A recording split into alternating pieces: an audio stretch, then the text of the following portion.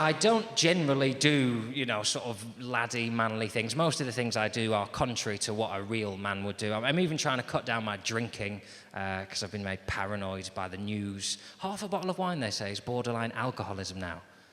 Correct me if I'm wrong, but when you open a bottle of wine, it lasts for 2 nights. So you have 2 goes to drink it all. So half a bottle a night isn't alcoholism, is it? That's a fucking deadline, as far as I'm concerned. It's not my drinking I'm trying to cut down, it's the hangovers, right? I don't mind a drink, I just don't want to be hungover anymore because I've been sick and tired of being hungover. Because in this country, we sort of not only see a hangover as a necessity, we actually see it as a badge of honour, don't we? So if you phone a friend tomorrow and you go, "You all right, how you doing?" And they go, "Oh, God, I'm a bit hungover today, actually," right? What you should say there is a caring friend. You should say, "Oh, that's a shame, isn't it? That you've deliberately pumped so much of a toxin into your own body that now you can't drink water without being sick." You won't say that, though, will you? You'll say what every one of us will say there in that situation. You'll say, "Fucking legends!" Amazing. What happened last night, then? And they'll say, "Well, I just stayed in, but I couldn't stop drinking because of my despair at what's happening to the world." Ridiculous. Do you know what a hangover is? Your stomach saying to the rest of your body, "Just piss off, please. Nothing comes down here until I deal with what you did to me last night." You don't even like Malibu. Half a litre of that shit down here at 3 in the morning. Oh, arsehole. At which point your arsehole will say, "Don't bring me into this. I'm still dealing with a kebab they had on the way home. Chili sauce, I'll show you." I just don't want to be hungover anymore, right? But I enjoy a drink. And I'll be honest with you, I drink exactly as much as I used to. All I do to avoid hangovers is I have water every now and again. When I go out, I have a little bit of water, right? And obviously as a man, I have to do that in secret, right? Because you can't stand up on a lad's night out and say, "Hey, boys, I'm going to go and get some water. Does anyone want anything from the bar?" Because generally they'll say, "Yeah, when you get to the bar, John, could you keep on going and piss off home? Come on to have a good time, haven't we? Think about that during the week and try again next weekend, all right?" You don't respect men who look after... And I'll be honest, I don't think you're any different. In terms of your alcohol consumption and its effect on your own health, I think you're quite happy to drink yourself into the point where you're puking into the gutter. But women, I just think you care for each other. Just that instant response is more likely to be kind. That if you see a group of girls out, it's more likely to hear someone say, "She's in a state, isn't she? Jesus, should we get her a water? Otherwise she's going to be really sick tomorrow." With men, it's more likely to hear, "Oh, John's in a state, isn't he? I reckon we could kill him." Worth a shot, innit? Should we have a go? Steve, get him a pint of whiskey, tell him it's apple juice, see what happens. Half a pint, actually, he's nearly dead. Wasting money. So that's why I took this programme. I thought, I'm going to go there and I'm going to prove a few people wrong. I'm going to be a real man. And they'll go, "Jesus, I didn't know you were capable of that," right? So practiced on the plane for meeting cowboys, and obviously you don't say hello to a cowboy, do you? You say howdy. That's the greeting. So I practiced my howdy, and I picked a nice little mid-range howdy that just went up at the end to suggest interest, right? Howdy. Lovely that, isn't it? Classic. I thought, where do you meet cowboys? You meet them in a saloon, don't you, with the swing doors, right? So I practiced that. Don't push them, that's weak. Kick them, don't you? Just kick them and walk in. Oof. Thought that one through on the plane. Kick them, let them come back, and then get in on the second one. That's what I do.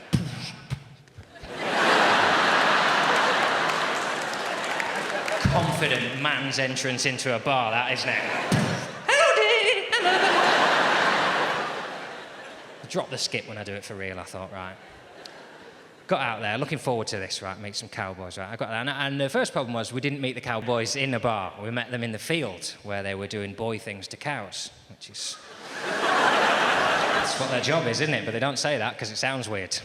What do you do? I'm a cowboy. That's cool. What do you do? I do boy things to cows. Can you leave my house, please? I could see them over in the field, these 2 cowboys, right, and they had this bull, and they were sort of penning it into the corner like that. It was kicking, right, wandered over for my greeting, right, and he didn't open with what I was expecting to. What he opened with instead, he went, "Get over here, boy, I need you to take this knife, slit open the nutsack on the top of this bull, reach inside his body, grab his testicles, and pull the testicles till he ain't in the goddamn bull no more."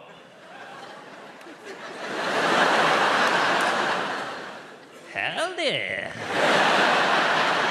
Sorry about my voice, I had some quips on the plane. I genuinely had no idea that for meat production you have to rip the bollocks out of bulls. And you do that apparently because bulls with their testicles are too randy to be safe. They'll just, if you leave their testicles in, I'm sure like Jim here, just hazardously randy. They'll shag all the other cows to death, and the farmer will come in to see what's going on, and they'll shag old MacDonald to death, and then shag the gate open and rampage their way across America, shagging everything, right?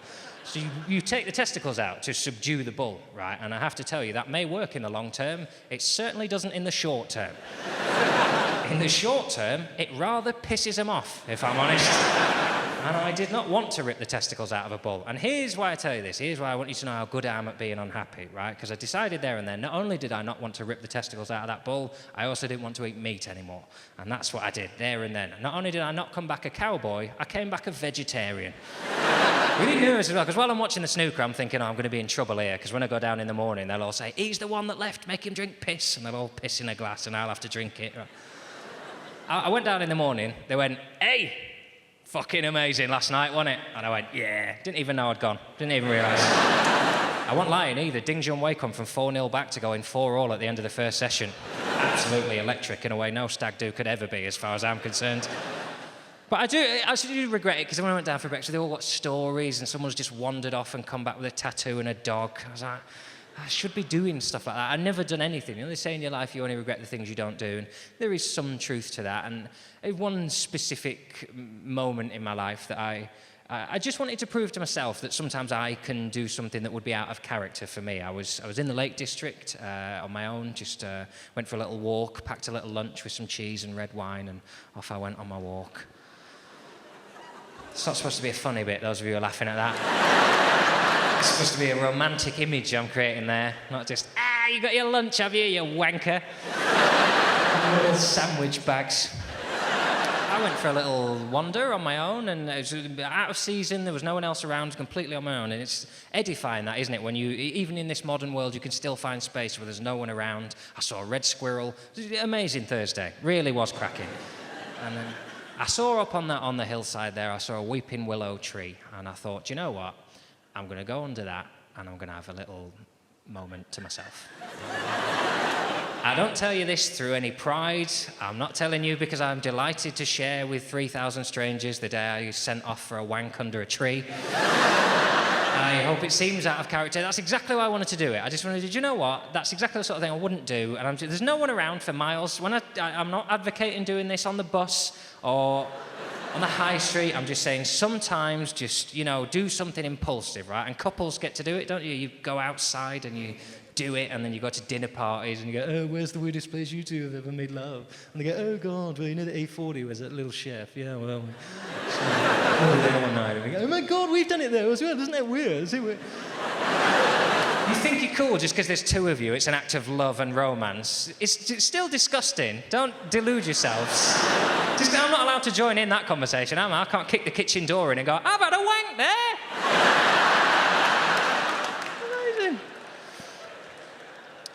So I just thought, you know what? Just because I haven't got anyone doesn't mean I can't be a bit, naughty. So I went off there, and I didn't do it right. Obviously, I didn't do it right, and that's why I tell you. I tell you that so that you know the reason I didn't do it and why I consider that I have a problem with the way my brain works, right? Because there are obviously many good reasons not to masturbate outside.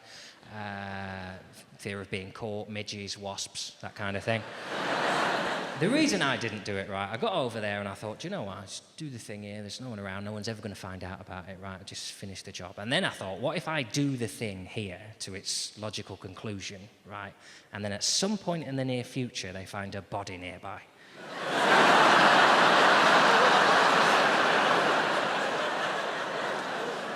I mean, they start checking around for DNA. There's a big puddle of mine under a tree. Now, like I said, there are many good reasons not to masturbate outside. Fear of being imprisoned for a crime you did not commit. It's just a brain working too hard to deprive a life of any joy, right?